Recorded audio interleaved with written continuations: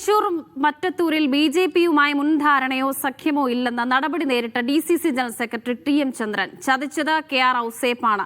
ഔസേപ്പിനെ യു.ഡി.എഫിന്റെ president സ്ഥാനാർത്ഥിയായി നിശ്ചയിച്ചിരുന്നു. ഹാളിലെത്തിയപ്പോഴാണ് ഔസേപ്പ് എൽ.ഡി.എഫിനൊപ്പം ചേർന്നു എന്ന് മനസ്സിലായത്. കൂടിയാലോചനകൾക്ക് ശേഷം മത്സരിക്കാൻ തീരുമാനിച്ച ടെസ്സിയെ മത്സരിപ്പിച്ചപ്പോൾ ബി.ജെ.പി പിന്തുണയ്ക്കുക മാത്രമാണ് ഉണ്ടായതെന്നും ഡി.സി.സിയുടേത് അപഹാസ്യ നാടകമാണെന്നും ടി.എം. ചന്ദ്രൻ പറഞ്ഞു. യു.ഡി.എഫിന്റെ മെമ്പർമാർ തെരഞ്ഞെടുപ്പ് ഹാളിൽ എത്തിയതിനു ശേഷമാണ് ഔസേപ്പ് കൂറുമാറി എന്ന് ചതിച്ചു എന്നും മനസ്സിലാക്കുന്നത്.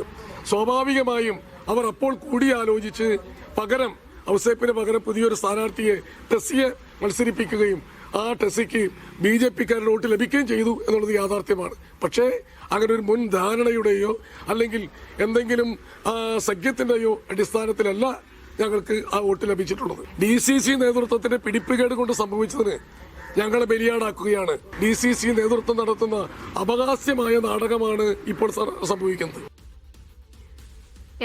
ആര്യ വിനോദ വാർത്തയുടെ വിവരങ്ങൾ നൽകാനുണ്ട്. ആര്യ, ഇന്നത്തെ കോൺഗ്രസ് നാളത്തെ ബി.ജെ.പി എന്നുള്ള CPM-ന്റെ ആരോപണങ്ങൾക്ക് കൂടുതൽ ആക്കം കൂട്ടുന്നത് കൂടിയാണ് ഈ മറ്റത്തൂരിലെ ഈ സംഭവം. അപ്പോൾ ഈ ബി.ജെ.പി സഖ്യം അത് താൻ അറിഞ്ഞിരുന്നില്ല എന്നാണോ ടി.എം. ചന്ദ്രൻ പറയുന്നത്?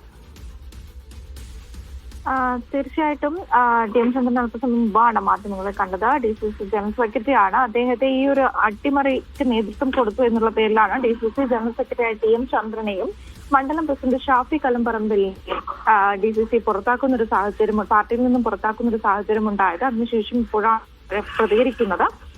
ബി.ജെ.പിയുമായി മുൻധാരണയോ സഖ്യമോ ഇല്ല എന്ന് ആവർത്തിച്ച് പറയുന്നുണ്ട്. ചതിച്ചത് ഇതിന് കാരണം കെ.ആർ. ഔസേപ്പാണ്.